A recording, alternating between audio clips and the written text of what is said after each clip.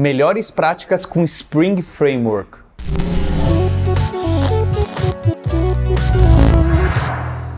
Eu sou Paulo Silveira. Eu sou Alberto Souza. E Alberto, o Spring já tem anos aí na comunidade Java e também agora no Kotlin. Com o passar das décadas, né? Não são anos, são décadas. As coisas mudam e a gente tem muito código legado escrito em Spring, mas tem muita gente escrevendo código novo. E se você não tomar cuidado, pode ser que você comece um projeto novo em Spring usando as técnicas antigas e as boas práticas antigas. Então, eu queria entender, no cenário de hoje, de quem usa bastante Spring, o que eu já posso encarar num projeto novo? Então, eu penso desde o Spring Boot, que você gosta bastante, até integrações, como que eu faço para trabalhar com banco de dados, com Hibernate, com JPA, como que eu faço para sistema de mensageria, fila, o que já tem pronto que eu já deveria pensar e usar, em vez do que sair escrevendo tudo do zero? Cara, essa é uma ótima pergunta. O que tem pronto no Spring, vai ser difícil até eu listar, porque são tantas coisas, né? Confesso que sou meio fã da stack como um todo. Mas acho que é assim, Paulo, acho que a principal coisa, quando você encosta, né, quando você vai trabalhar com a tecnologia tão madura e tão testada no mercado como o Spring, é pensar assim, se eu estou fazendo algum tipo de código de infraestrutura aqui, que não está intimamente conectado com o negócio que eu estou resolvendo, provavelmente alguma coisa está errada. Então acho que é isso que você tem que pensar. Vamos supor, eu quero fazer uma integração via HTTP com algum outro serviço que exista aí, né, no seu ecossistema de serviços distribuídos, né, microserviços, enfim. Então, no mundo Java tem uma biblioteca que chama Fen, que ela ficou muito famosa pelas facilidades que ela provê, por exemplo, para fazer as chamadas remotas, né, para mapear os erros da volta, enfim. Então, você pode usar o Fen puro? Pode. É uma biblioteca que nasceu sem nenhum tipo de conexão com o Spring. Mas lá no Spring Cloud, por exemplo, existe já um módulo que integra o Fen com o Spring, para você poder criar lá a sua interface, colocar uma anotação nela e receber nos pontos do seu código onde são necessários uma referência para alguma implementação daquela interface que é gerada em tempo de execução automaticamente. Acho que a brincadeira é muito essa. Tenta achar as coisas que estestão prontas e tem múltiplos exemplos para isso, né? Desde os básicos, que é, eu quero validar a entrada do dado. Tem uma especificação no Java que se chama Bean Validation. Eu não vou usar a Bean Validation manualmente, né? Não num projeto utilizando Spring. Por exemplo, eu vou anotar lá o que eu preciso anotar, usar uma anotação @valid, que é da própria Bean Validation lá no seu controller, por exemplo, escrito lá, né, seu controller que vai ser REST, por exemplo, e a validação vai ser aplicada de maneira automática. Mas olha que interessante, né? Inclusive nisso. Vamos supor que você criou um service, e no seu service você vai receber um parâmetro, né, ou 2 parâmetros ou algo do gênero, e você espera que aqueles parâmetros estejam, os dados daquele objeto, dos objetos referenciados por aqueles parâmetros estejam todos ok. No seu service, você pode, por exemplo, colocar as annotations de validação nos parâmetros do método, anotar a sua classe com @validated, por exemplo, o ponto que recebeu injetado aquele objeto, quando invocar o método, o Spring vai aplicar as validações da Bean Validation automaticamente numa chamada que não é uma entrada de dado da borda mais externa do seu sistema. Então, é o tipo de coisa que, por exemplo, aumenta a confiabilidade do seu sistema, porque você está checando, né, se o dado está correto nos mais variados pontos ali, e você não está tendo que fazer isso manualmente. Então, esse tipo de integração, você precisa tirar muito proveito. Você quer, por exemplo, você está lá, tem um ecossistema de integração via mensageria, e vamos supor que você utilize qualquer tipo de broker, ou você até utilize o Kafka simplesmente como um cara que recebe mensagem, né, e passa a mensagem ali para frente. Óbvio que o Spring tem integração com Kafka. Então você faz todas as configurações com Kafka através dos arquivos de configuração, ou criando um método, por exemplo, para expor o objeto de configuração, e você vai criar o seu listener integrado com o Spring para receber a mensagem, né, quando alguma mensagem ficar disponível, por exemplo, lá nos tópicos do Kafka. E aí, acho que uma coisa que é interessante é, se você está utilizando o Spring Boot, e provavelmente você está... O que faz o Spring Boot, Alberto? Acho que esse é o ponto. É lembrar sempre que o que é o Spring Boot? Ele é o facilitador das configurações do seu projeto, né? Então, os starters do Spring Boot, né, os mantidos pela própria Pivotal, né, que hoje é quem toca o Spring, e os starters que foram criados pela comunidade em si, o grande objetivo é, eu vou adiantar o meu lado em qualquer tipo de configuração necessária.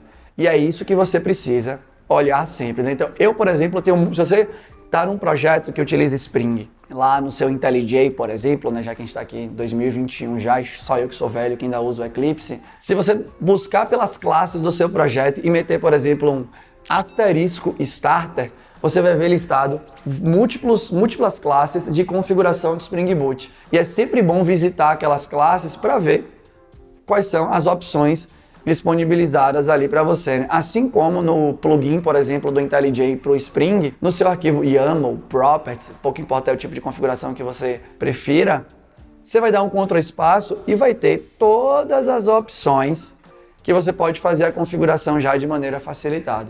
Então, a minha sugestão sempre é essa, né? Você vai fazer a configuração de alguma coisa de infra, vai ter lá, né? A gente está falando de log, está falando, por exemplo, de configuração com as ferramentas que você outputa aí, né? Que você manda dado para fora, para todo o mecanismo aí de monitoramento que você tem na sua aplicação, né? Então, integração com, sei lá, Prometheus, Jagger, eu nem sei como é que pronuncia direito, só lembro do filme ali dos robôs. Então, múltiplas coisas já estão prontas, eu diria que a maioria delas. E a minha sugestão é que a pessoa sempre utilize. E Alberto, se fosse escolher os 5 que vem na sua cabeça, então a gente tem o Spring Boot, tem o Spring Beam Validation, tem o Spring Cloud, que você falou que tem essas integrações com frameworks famosos de Java para criar microserviço. Que outros 2 ou 3 que você vê o tempo inteiro, que você vê na Zup onde você trabalha, o pessoal usando, que você vê na Lura, na Kaelon, o pessoal discutindo? Claro, boa. Ó, eu falaria assim, eu acho que tem múltiplos módulos e tem os módulos que são completamente transversais para a maioria das coisas que você vai fazer. Eu diria que você tem que sacar muito do módulo do MVC do Spring, porque ali você vai ficar muito tempo da sua vida na construção de uma API, recebendo dado, voltando dado, transformando o dado para o formato que é necessário, né? Então vai ser um JSON, hoje em dia é muito JSON. Por exemplo, você vai querer validar, criar validação customizada. Então eu falaria muito do Spring MVC, acho que é padrão. Você tem que ser bom naquele módulo, né? Ser boa naquele módulo, utilizar todos os recursos que estão disponíveis. Tem que ser bom ou boa no Spring Validation. Você tem múltiplas validações que já são suportadas por default e tem as validações que são adicionais no seu negócio. E todas elas podem ser criadas, né, com os mecanismos que já estão prontos. Então eu acho que utilizar isso também tem que ser bom desse. E aí o Spring Data tem as suas múltiplas ramificações, mas olhando para o Spring Data JPA, é o módulo do Spring Boot aí, né, dentro de toda a stack fornecida, de todas as facilitações fornecidas pelo Spring e facilitado, obviamente, pelo Spring Boot, mas ainda, o Spring Data JPA permite que você crie essas classes de acesso a dados de uma maneira muito simplificada, completamente inspirada no que o Rails fazia com o Active Record, e isso foi trazido para o mundo Java. Eu não consigo me enxergar ou enxergar algum projeto que vai acessar um banco de dados relacional e até também bancos de dados não apenas relacionais aí, que não vai usar o Spring Data, né? Você quer poupar trabalho. Acabou aquela época que você ia criar um DAO genérico, entendeu? Um repositório genérico, coisa do gênero, não tem esse tipo de necessidade. Então, pensando no que é muito transversal, né, para as múltiplas aplicações que eu, pelo menos, observo, eu diria que a pessoa tinha que ser muito boa nesses 3 módulos aí. Quando você olha para o Spring Cloud, aí acho que aí sim, né? Se você está num ambiente de muito microserviço e tal, você tem que ser bom em algumas coisas que é, por exemplo, Health Check. É uma característica muito comum nesse ecossistema distribuído, que você quer saber se a aplicação está no ar, como é que está o tempo de resposta médio e coisa do gênero. É bom que você saiba do Spring Actuator, que ele é a facilitação do Spring para você fornecer esses mecanismos, né, de descoberta da saúde aí da sua aplicação. Você está lá em todo esse mecanismo de observabilidade e tudo mais, é bom que você consiga, né, utilizar todas as integrações que já são providas ali para você. A gente fala da mais básica, que é de mecanismo de log.